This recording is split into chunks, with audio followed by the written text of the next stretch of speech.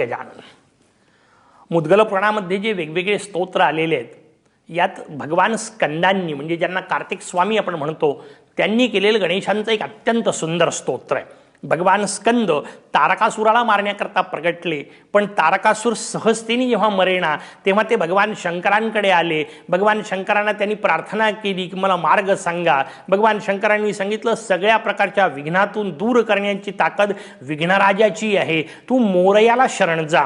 आणि मग शंकरांनी दिलेल्या उपदेशानुसार भगवान स्कंदांनी म्हणजे कार्तिक स्वामींनी गणेश उपासना केली। त्यांना भगवान शंकरांनी गणेश सहस्रनाम दिलं असं वर्णन आपल्याला शास्त्रकार सांगतात। जिथे स्कंदांनी उपासना केली त्या स्थानाला सध्या आपण आईलापूर म्हणजे सध्याच्या भाषेत वेरूळ असं म्हणतो। घृष्णेश्वराच्या थोडं जवळ आपल्याला लक्षविनायक नावाने भगवान स्कंदांनी मांडलेले गणेश पाहायला मिळतात। त्या स्कंदांनी केलेली ही मोरयाची स्तुती अत्यंत सुंदर अशा प्रकारची वर्णन करतायत स्कंद आपल्या समोर। नमस्ते योगरूपाय संप्रज्ञात शरीरने असंप्रज्ञात मूर्ध्ने ते तयोर योगमयाय च।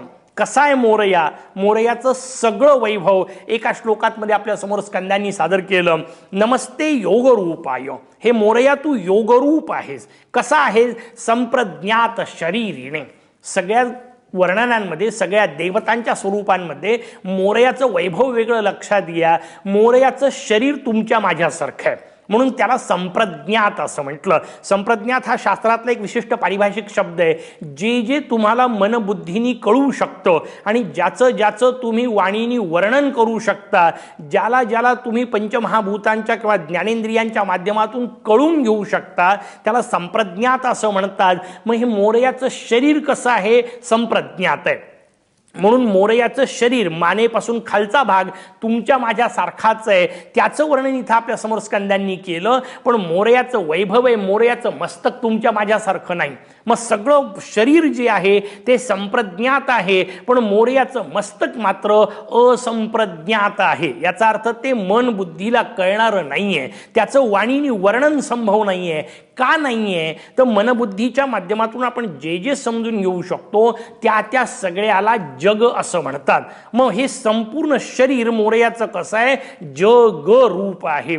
मोरयाचं मस्तक मात्र याच्या उलट आहे, म्हणजे जे मनबुद्धीनी न कळणारं आहे। सगुण साकार जे काय असतं त्याला जग असं म्हणतात। ते जग शब्द उलटे केले त्यातले दोन्ही अक्षर की ग ज तयार होतं। मोरयाचं मस्तक गजमस्तक आहे, याचा अर्थ केवळ हत्तीचं डोकं एवढा नाहीये, ते प्रतीक रूपात नाईलाज असल्यामुळे स्वीकारलेलं आहे।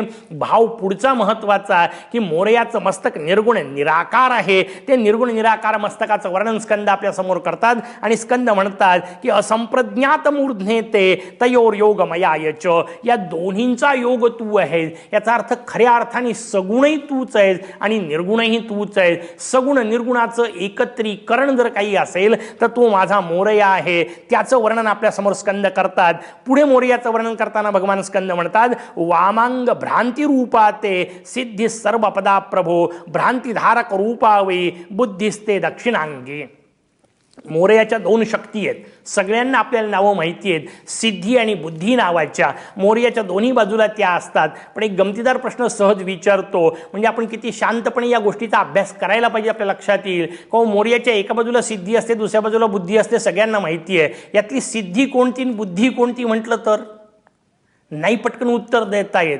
त्याचं वर्णन आपल्या समोर स्कंद करतात वामांगा भ्रांती रूपाते सिद्धी सर्व पदा प्रभो। हे मोरया तुझ्या डाव्या अंगाला सिद्धी असते, उजव्या अंगाला बुद्धी असते। काय मजेदार रचना आहे, लक्षात घ्या। डाव्या अंगाला सिद्धी असते या वाक्याचा अर्थ सिद्धी किती श्रेष्ठ असली तरी ती शेवटी डावीच असते। किती वेगवेगळ्या प्रकारच्या सिद्धी, मग ती कधी पदाची असेल, कधी प्रतिष्ठेची असेल, सत्ता असेल, संपत्ती असेल, सगळ्या प्रकारच्या सिद्धी मिळवल्या तरी त्या डाव्याच असतात। बुद्धी त्यांच्यापेक्षा श्रेष्ठच असते। याचा अर्थ जगात बाहेरून मिळवणाऱ्या गोष्टींपेक्षा ज्याच्यातून आनंद मिळतो त्या साधनांपेक्षा आनंदरूप साध्य मोठं असतं। हे सांगण्याकरता सांगितलं सिद्धी डावीकडे असते, बुद्धी उजवीकडे असते। मोरयाच्या दोन बाजूला या दोघी जणी असतात, त्यांचं वर्णन केलं। या सिद्धीला भ्रांती रूपा म्हटलं। सगळ्या प्रकारचे भ्रम जे समाजातले आहेत, ह्या सगळ्या गोष्टी मिळाल्यानंतर मी सुखी होईल असं माणसाला वाटतं, म्हणून तो गोळा करतो ना. तो सिद्धी गोळा कशा करता करायच्या? संपत्ती असेल, सत्ता असेल, पद प्रतिष्ठा असेल, गोळा करण्याचं एकमेव कारण असतं की याच्या माध्यमातून मी सुखी होईल असं माणसाला वाटतं, म्हणून तो हे सगळं गोळा करतो. पण यातून सुखी होईल हा त्याचा भ्रम असतो, म्हणून सिद्धीला भ्रमरूपा म्हटलं. आणि मग हा भ्रम धारण कोण करतं? तर ती बुद्धी. बुद्धीला असं वाटत राहतं की या सगळ्यांच्या माध्यमातून मी सुखी होणार आहे.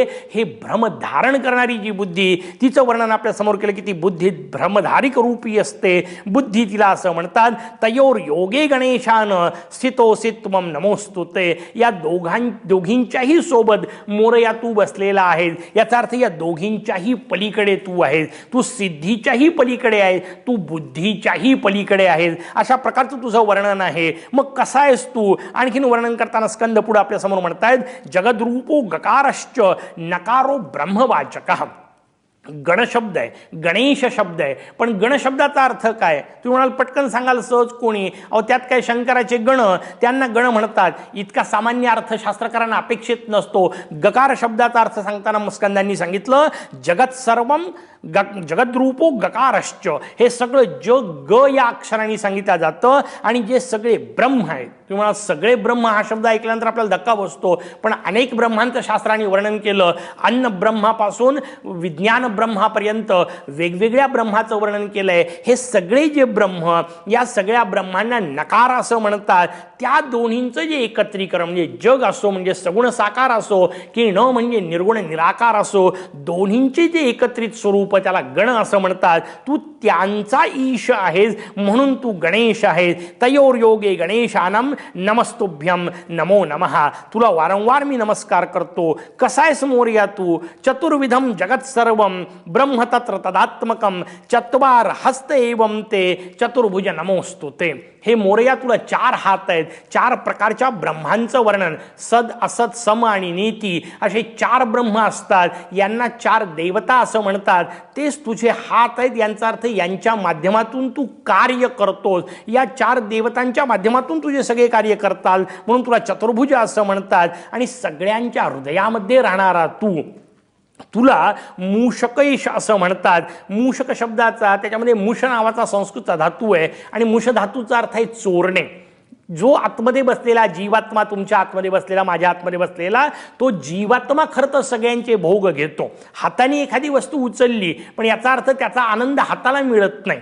जिभेवर आपण पेढा ठेवतो, पण याचा अर्थ चव जिभेला मिळत नाही. तर जिभेच्या मागे असणारा जीवात्मा खरं तर सगळे आनंद घेतो. नासिकेला आलेला सुगंध असो की कानाला आलेला अत्यंत दिव्य अशा प्रकारचा ध्वनी असो, सगळ्यांचा आनंद झाला जीवात्मा घेतो. पण तो कळत न कळत घेतो, म्हणजे आपल्याला बाहेरून त्याचं स्वरूप आहे ते कळत नाही. म्हणून तो जसा आतमध्ये चोरासारखा बसलाय, तसा आतमध्ये बसलेला जो जीवात्मा त्याला मूषक असं म्हणतात. आणि त्या जीवात्म्यावर ज्या परमात्म्याची सत्ता चालते त्याला मूषकेश असं म्हणतात. त्या मूषकेशाचं वर्णन स्कंदांनी आपल्याला केलं.